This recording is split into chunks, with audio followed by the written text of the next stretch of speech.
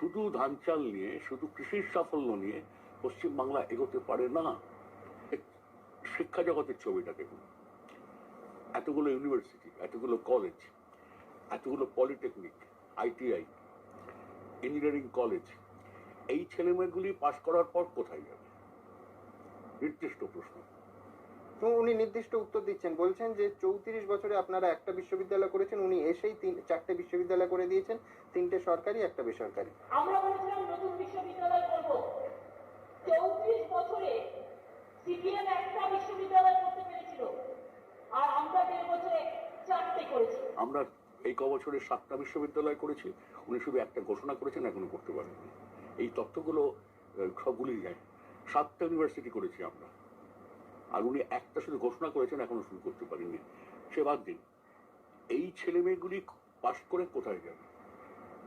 কলকারখানা, অফিস আদালত ছাড়া কোনো উপায় নেই।